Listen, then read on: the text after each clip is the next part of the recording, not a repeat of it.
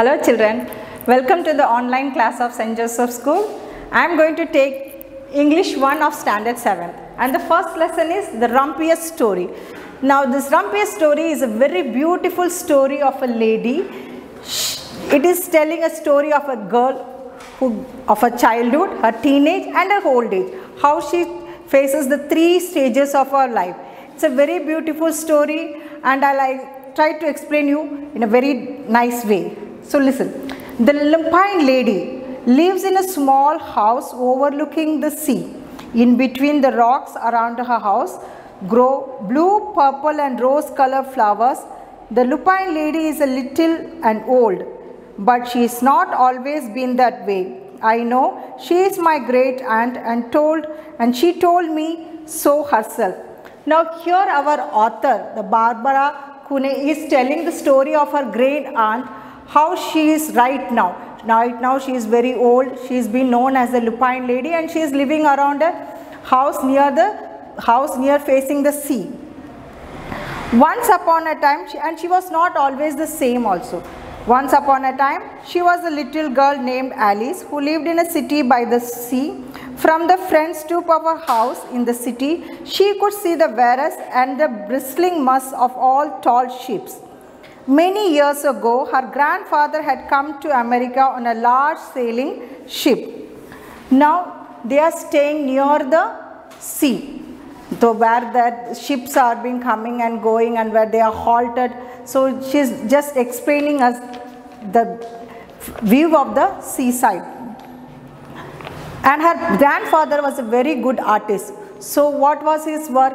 He used to make carvings of Indians for the shops, as well as figurettes for the ships. In front you might have seen the ships, they used to have some figures of dragons or some gods like that. So that was his artist. And this girl Alice, who was also very interested in art, so she also along with her grandpa, sometimes she used to do some painting work along with them.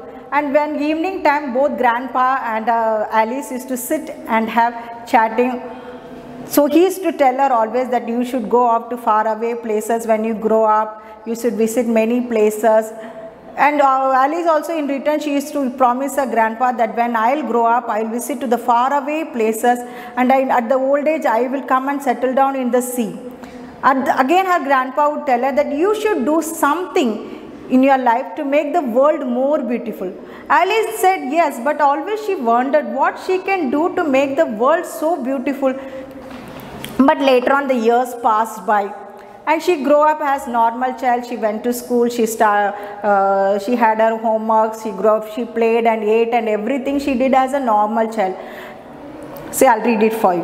In the evenings, Alice would sit on her grandpa's knees and listen to his stories of faraway places. When he finished, Alice would say, when I grow up, I too will go to faraway places, and when I grow old, I too will live beside the sea. That is all very well, Alice, her grandfather would say, but there is a third thing you must do. What's that? Alice would ask. You must do something to make the world more beautiful, her grandfather would tell her. All right, Alice would say, but she had not known what that would be. In the meantime, Alice went about her growing years in a routine. She ate, played and studied. She went to school, came back and did her homework. And pretty soon she was a grown-up. Now after that, when she was a grown-up, she realized her promise she had done to her grandpa. What she did, she left her city and went to another city. There she worked in a library. In the library, she arranged the books, she read lots of books, she helped the people with the books. So from that she got the knowledge of the world around her. So after working for some time, she realized now it's time to do the first promise of her to visit the faraway places. See, then great grand Alice set out to do the 3 things she had told her grandfather that she was going to do. She left home and went to live in another city far from the sea and the salty air. There she worked in a library, dusting books and keeping them from getting mixed up and helping people find the ones they wanted. Once some of the book told her about faraway places. People called her Miss Rumpus now.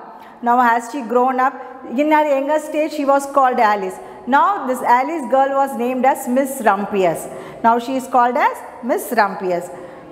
Sometimes she went to the conservatory in the middle of the park where she made inside. In a wintry day, the warm, moist air wrapped itself around her and the sweet smell of jasmine filled her nose.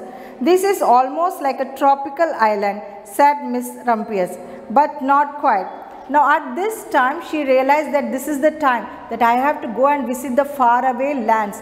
So she leaves her jobs and she again moves on to fulfill her promise of going to visit the faraway land. So Miss Rumpus went to a real tropical island where people get cockatoos and monkeys as pets. Now what is this cockatoos? Cockatoo is an American bird. It looks like a parrot, very colorful it is. She walked on long beaches picking up beautiful shells. One day while she was walking along these beaches, she met Baparaj, the king of fishing village.